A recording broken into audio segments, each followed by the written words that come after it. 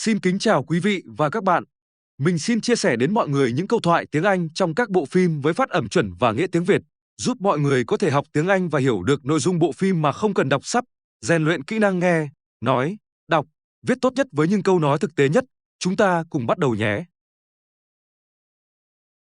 The Forests of Pandora.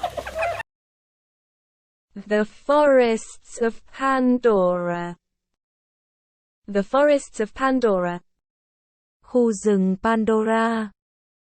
The Forests of Pandora. Many dangers. Hold many dangers. Hold many dangers. Ẩn chứa rất nhiều nguy hiểm. Many dangers. But the most dangerous thing. But the most dangerous thing. But the most dangerous thing. Nhưng điều nguy hiểm nhất. But the most dangerous thing about Pandora. About Pandora. About Pandora. Về Pandora. About Pandora is that you may grow to love her too much. Is that you may grow to love her too much. Is that you may grow to love her too much. Là khi ta đã nảy sinh tình cảm với nó quá nhiều. Is that you may grow to love her too much. We sing the song chords to remember. We sing the song chords to remember. We sing the song chords to remember. Chúng tôi hát các bản nhạc để tưởng nhớ. We sing the song chords to remember. Each bead. Each bead. Each bead. Mỗi hạt. Each bead. Story in our life. A story in our life. A story in our life. Là một câu chuyện về cuộc đời chúng tôi. Story in our life. A bead for the birth of our son. A bead for the birth of our son. A bead for the birth of our son. Một hạt cho sự ra đời của con trai chúng tôi. A bead for the birth of our son. We adopted our daughter, Kitty. When we adopted our daughter, Kiri. When we adopted our daughter, Kiri. Khi chúng tôi nhận nuôi con gái Kiri. We adopted our daughter, Kitty. Born of Grace's avatar. Born of Grace's avatar. Born of Grace's avatar. Sinh ra từ ân điển của Avatar. Born of Grace's avatar. A daughter whose conception was a total mystery. A daughter whose conception was a total mystery. A daughter whose conception was a total mystery. Đứa con gái có sự thụ thai hoàn toàn bí ẩn. A daughter whose conception was a total mystery. First communion with Abel. For the first communion with Ewa. For the first communion with Ewa. Cho mối liên kết đầu tiên với Ayúa. First communion with Abel. The people say, will The people say. The people say. Mọi người nói. people say we live in Awa. We live in Awa. We live in Awa. Chúng ta sống ở Ayua. We live in Awa. And Awa lives in us. And Awa lives in us. And Awa lives in us. Và Ayua sống trong chúng ta. And Awa lives in us. The Great Mother holds. The Great Mother. The Great Mother. Đức Mẹ vĩ đại. The Great Mother holds all her children. Holds all her children. Holds all her children. Cưu mang tất cả các con. All her children. In her heart. In her heart. In her heart. Trong trái tim bà ấy. In her heart. Happiness is simple. Happiness is simple. Happiness is simple. Hạnh phúc thật đơn giản. Happiness is simple. But who would have thought a jarhead like me could crack the code? But who would have thought a jarhead like me could crack the code? But who would have thought a jarhead like me could crack the code? Nhưng ai có thể nghĩ rằng một người lính Mỹ như tôi lại có thể bẻ được mã khóa? But who would have thought a jarhead like me could crack the code? Before I knew it, we had 4.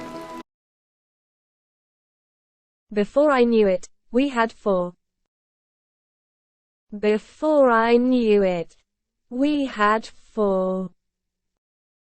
Trước khi tôi biết điều đó, chúng tôi đã có 4 người con. Before I knew it, we had 4. When we sent the sky people back to Earth. When we sent the sky people back to Earth. When we sent the sky people back to Earth. Khi chúng tôi gửi những người trên trời trở lại trái đất. When we sent the sky people back to Earth. A few of them stayed. A few of them stayed. A few of them stayed. Một vài người trong số họ đã ở lại. A few of them stayed. Science guys loyal to the Nazi. Science guys, loyal to the Navy. Science guys, loyal to the Navy. Các nhà khoa học trung thành với người Navy. Science guys loyal to the Nazi. And then there was Spider. And then there was Spider. And then there was Spider. Và sau đó là Spider. And then there was Spider. He was just stuck here. He was just stuck here. He was just stuck here. Thằng bé bị mắc kẹt ở đây. He was just stuck here. Too young for a cryo capsule. Too young for a cryo capsule. Too young for a cryo capsule. Còn quá trẻ cho một viên nang đông lạnh. Too young for a cryo capsule. Orphaned by the war. Orphaned by the war. Orphaned by the war. Mồ côi vì chiến tranh. Orphaned by the war. He was raised by the lab guys. He was raised by the lab guys. He was raised by the lab guys. Cậu bé được nuôi nấng bởi những người trong phòng thí nghiệm. He was raised by the lab guys. Spider, take your spare! Spider, take your spare. Spider, take your spare. Spider, mang theo bữa trưa này. Guys. Spider, take your spare! Going to the village! I'm just going to the village. I'm just going to the village. Cháu chỉ về làng thôi. Going to the village! He wasn't part of our family.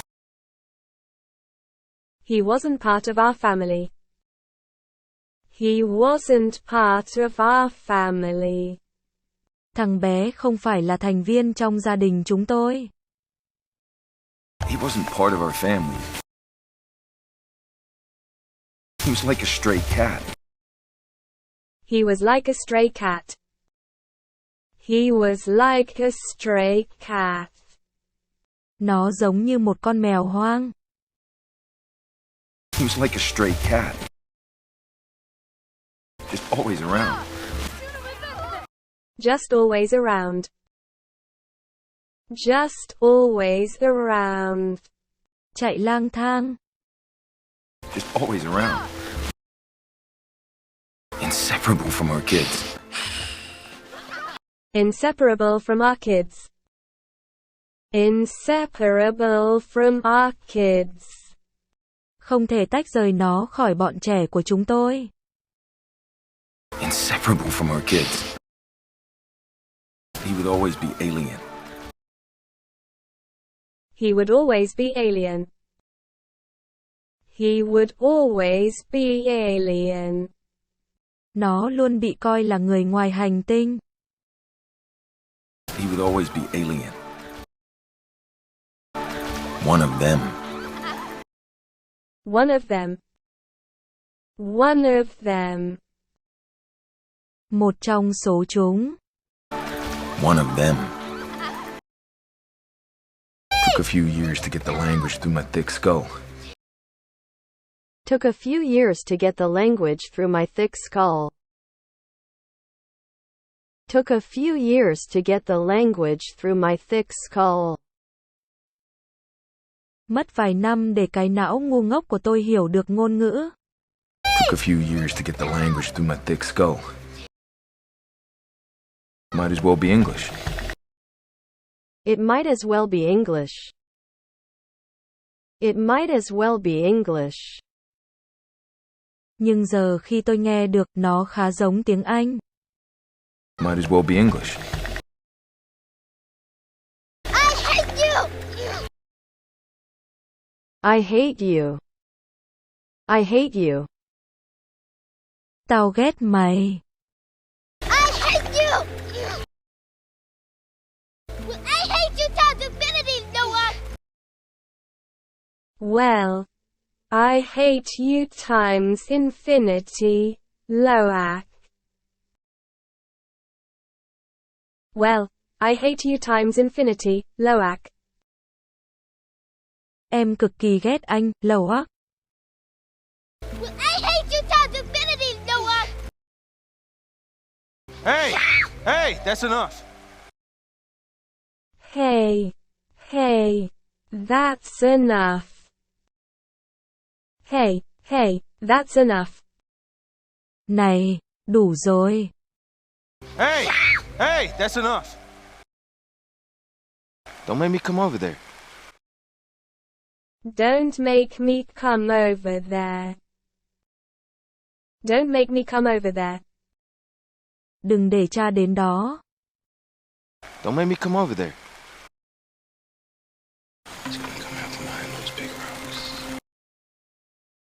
He's gonna come out from behind those big rocks. He's gonna come out from behind those big rocks. Nó sẽ chui ra từ phía sau những tảng đá lớn đó. He's gonna come out from behind those big rocks.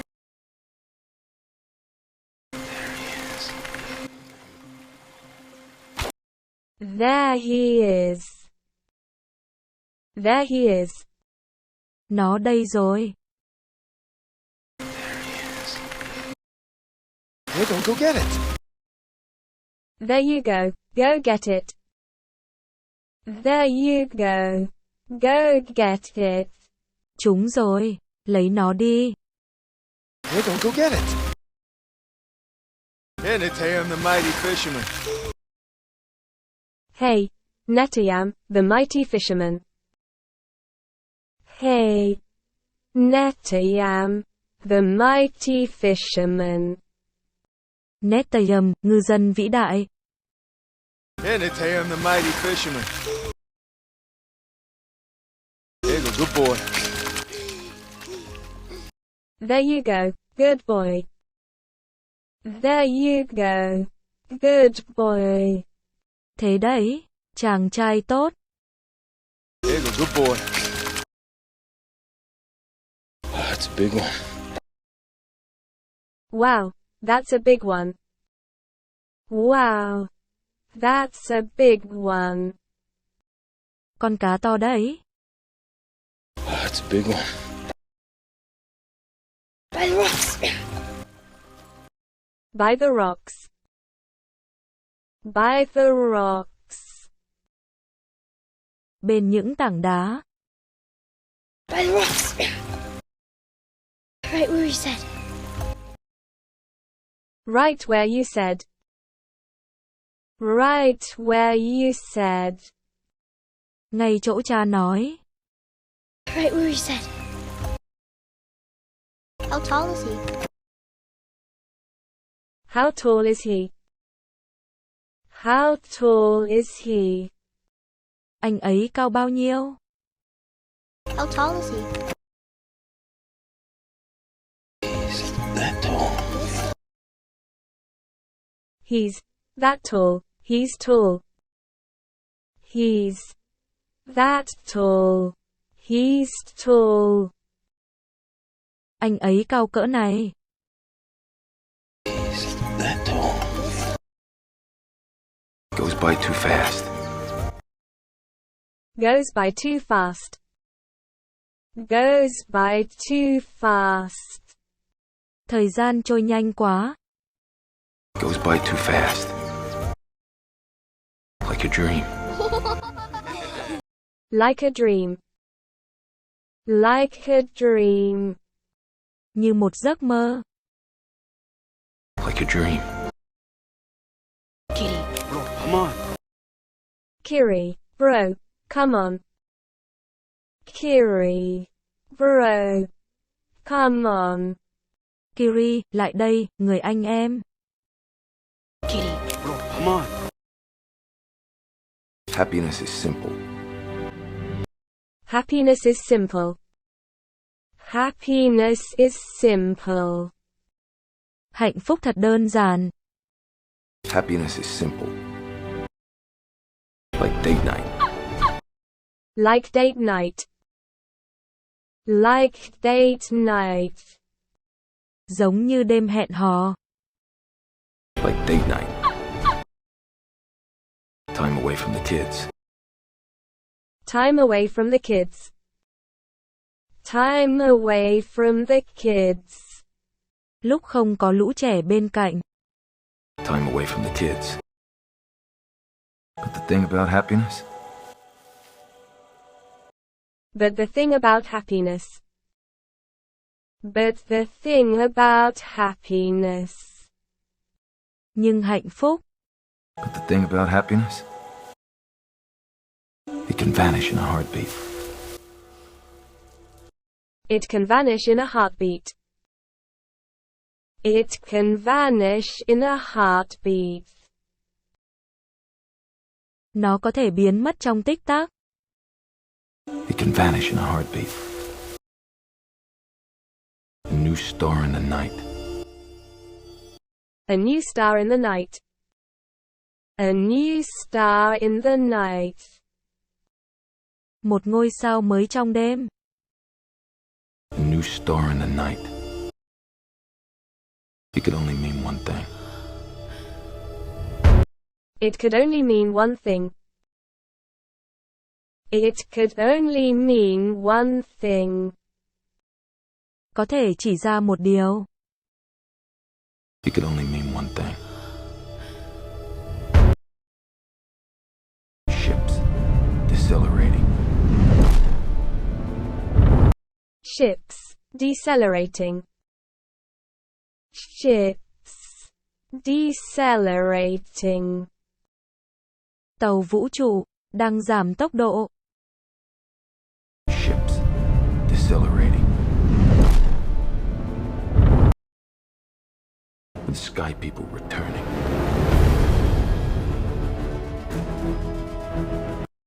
And sky people returning. And sky people returning. Và người bầu trời đã trở lại. The sky people returning.